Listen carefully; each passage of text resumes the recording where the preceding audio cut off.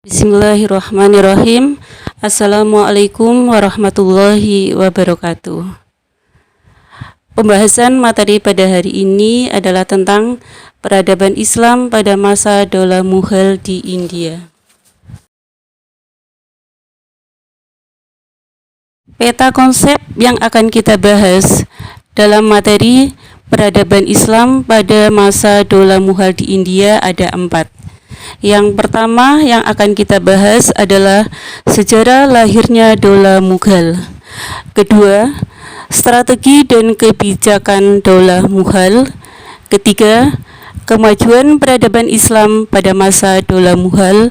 Keempat, kemunduran peradaban Islam Dola Mughal.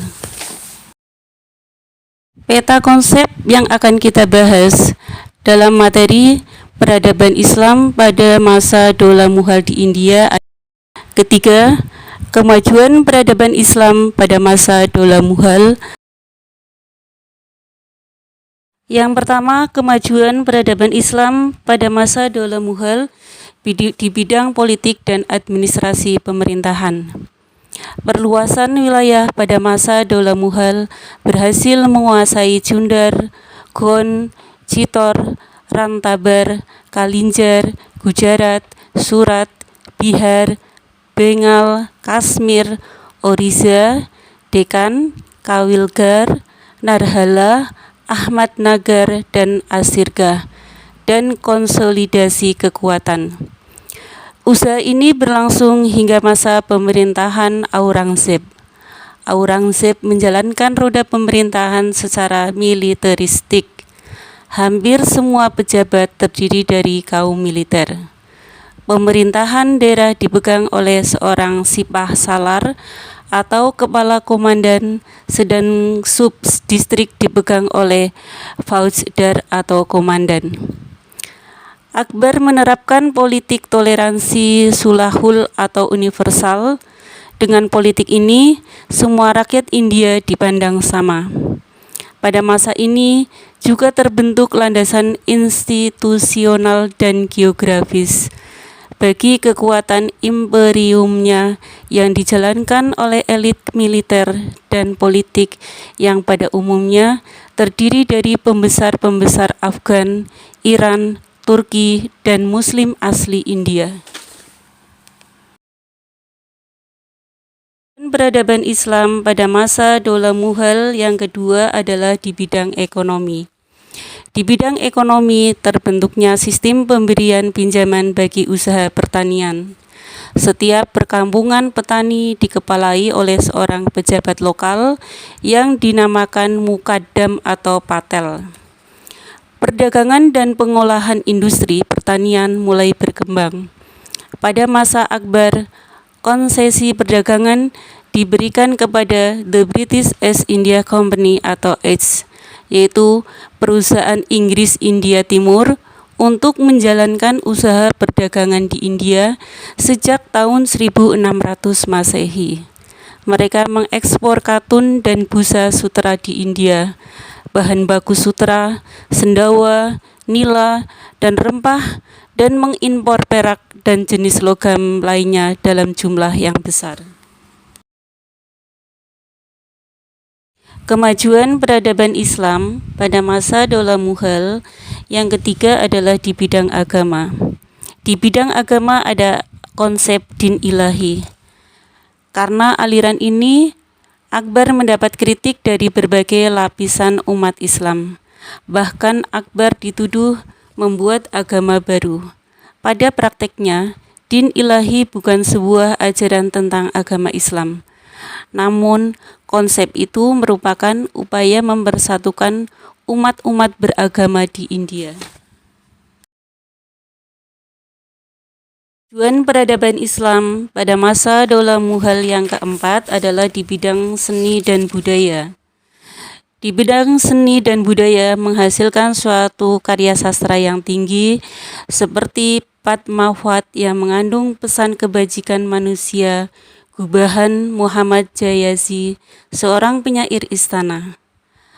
Abu Fat penulis Akbarnameh dan Aini Akbari yang berisi sejarah Mughal dan pemimpinnya. Di kota Delhi Lama, Old Delhi, lokasi bekas pusat kerajaan Mughal, Menara Kutub Minar tahun 1199, Masjid Jami Quwatul Islam tahun 1197, Makam Iltutmish tahun 1235, Benteng Alai Darwaza tahun 1305, Masjid Kirki tahun 1375, Makam Nasiruddin Humayun Raja Mughal kedua tahun 1530 sampai 1555. Di kota Hyderabad terdapat 4 menara benteng Charminar tahun 1591. Di kota Caunpur berdiri tegak Masjid Jami Atalah tahun 1405. Taman-taman kreasi Mughal menonjolkan gaya campuran yang harmonis antara Asia Tengah, Persia, Timur Tengah, dan lokal.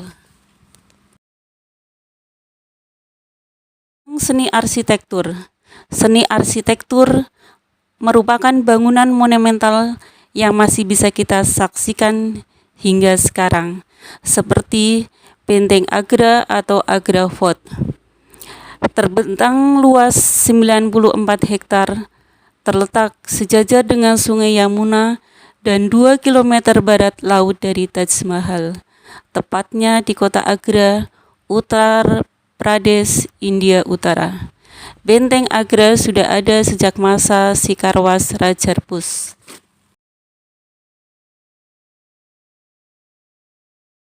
Seni arsitektur yang lain yang bisa kita saksikan sampai sekarang seperti Benteng Merah atau Red Fort. Benteng Merah merupakan kediaman utama dari penguasa dari Daulah Mughal selama hampir 200 tahun sampai tahun 1856.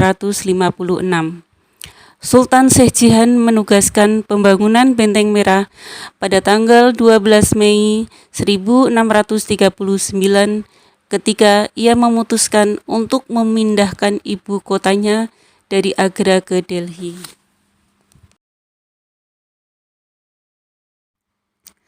Seni arsitektur yang masih bisa kita saksikan yang lain adalah Taj Mahal. Taj Mahal merupakan istana yang terbuat dari marmer putih gading yang terletak di tepi selatan Sungai Yamuna, Agra, India. Ini sebenarnya adalah makam dari Mumtaz Mahal, istri kesayangan Syekh Jihan. Taj Mahal dibangun dari tahun 1632 sampai 1653 Masehi. Taj Mahal dianggap sebagai contoh terbaik arsitektur Mughal dari simbol kejayaan kekayaan India.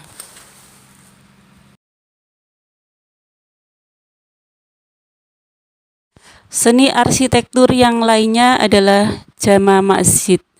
Jama Masjid merupakan masjid terbesar di India. Masjid ini dibangun oleh Sultan Mughal Shah Jahan antara 1644 Masehi dan 1656 Masehi. Masjid ini menjadi masjid kerajaan sampai akhir periode Mughal. Masjid ini juga salah satu masjid terbesar di India. Halaman Jama Masjid mampu menampung lebih dari 25.000 jamaah.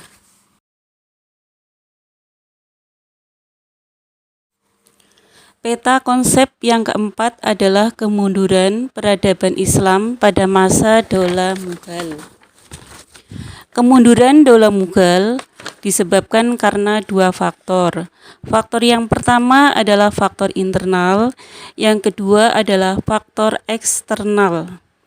Yang termasuk faktor internal yang pertama adalah tampilnya sejumlah penguasa yang lemah, kedua, terjadinya perebutan kekuasaan, dan yang ketiga, lemahnya kontrol pemerintahan pusat. Kemudian yang termasuk faktor eksternal yang pertama, karena terjadinya pemberontakan di mana-mana seperti pemberontakan kaum Sikh di utara, gerakan separatis Hindu di India Tengah, kaum muslimin sendiri di bagian timur. Dan yang terberat karena adanya invasi Inggris melalui East India Company atau EIS.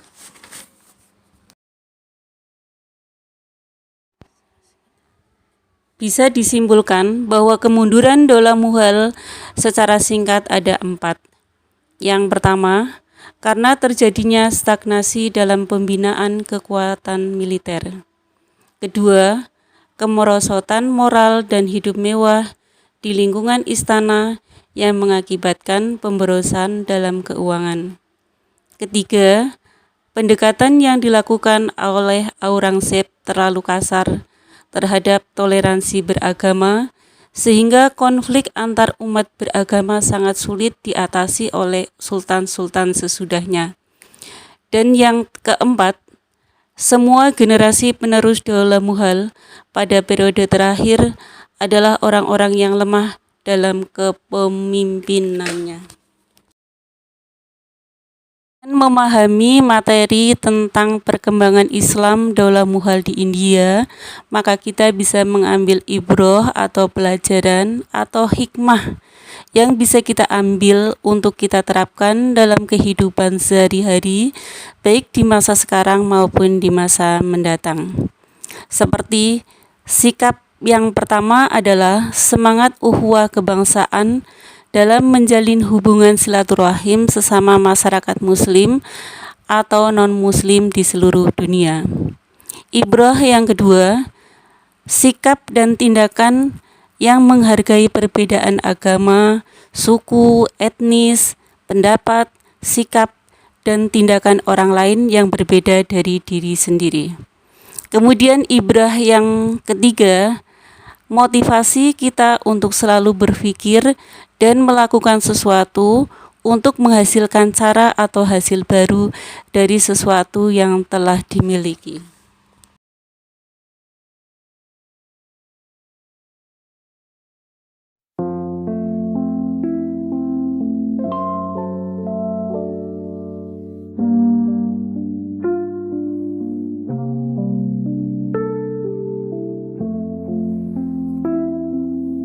Setelah pembahasan pertemuan pada hari ini tentang perkembangan Islam pada masa Dola Mughal di India, marilah kita akhiri dengan membaca Alhamdulillahirobbil alamin.